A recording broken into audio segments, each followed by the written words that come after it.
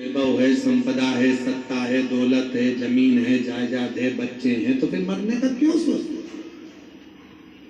राजा को समझ में नहीं आता था कि मैं मरने का क्यों सोचता हूं। मेरे में ये बुद्धि आती कहां से?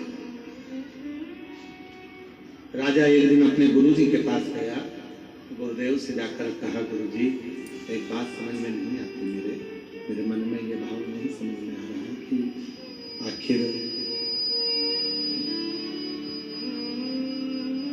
सब कुछ अच्छा है तो फिर मरने का मेरे मन में ये बार बार प्लान क्यों आ रहा है, मेरे मन में बार बार ऐसा भाव क्यों आ रहा है?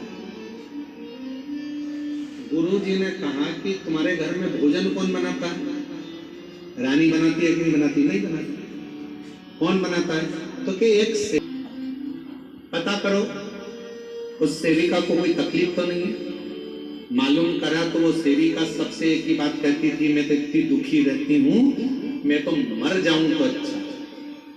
सेविका हमेशा एक ही बात सोचती थी कि मैं तो इतनी तकलीफ में हूं, इतनी दुखी हूं कि मर जाऊं तो अच्छा।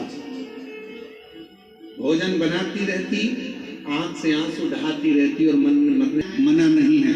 और भोजन बनाने वालों से एक बात जरूर करा करो कि जब तुम भोजन बनाओ तो भगवान का भजन गाते हुए बनाओ, जिससे हमारे घर में भी भगवत कीर्तन स्मरण होता है, भगवत नाम।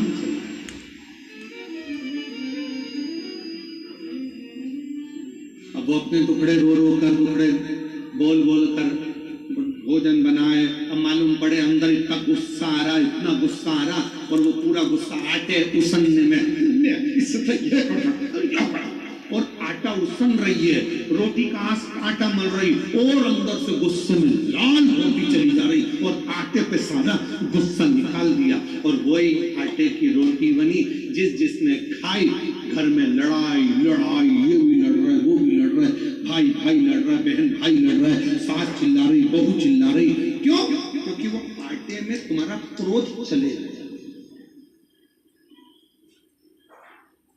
कई माताओं की आदत रहती है, चावल में सीटी नहीं आती, अरे बोले तो जम के, चावल में सीटी नहीं आती तो गुस्से में चावल की सीटी बार बार सीटी पर आई नहीं, तो इसने दो बार लाया, ऐसे दो बार, आखिरी में उसने दम के दिया रपा। अब तुमने तो चावल में देर रख के गुस्सा निकाल रही हो चावल की सीटी पर। चावल की सीटी में जो बूंद बूंद भाप का पानी अंदर गिर रहा था, उसमें तुम्हारा क्रोध भी उस चावल में चला गया। किसी ने खाया, गुस्से में लाल हो गया। तुम्हें समझ में नहीं आ रहा, मेरे घर में ना जाने क्या हो गया, पहले बहुत शांति थी, आजकल जिसे देखो वो गुस्से में बोलता। बन रहा है उसमें जरूर कुछ ना कुछ त्रुटि हो रही है। इसीलिए आप लोगों से कहते हैं कि कहीं मंदिर जाओ, देवालय जाओ, शिवालय जाओ, सीहोर कुबेरेश्वर धाम जाओ, तो आपसे निवेदन है कि होटल में भोजन कम करो, पहले कुबेरेश्वर धाम की खिचड़ी प्रसाद 2 रोटी कुबेर बाबा के भंडारे की अवश्य खाओ, जिससे हमारे रोग दूर हो, दुख दूर हो, कष्ट दूर हो, परेशानी तकलीफ नहीं।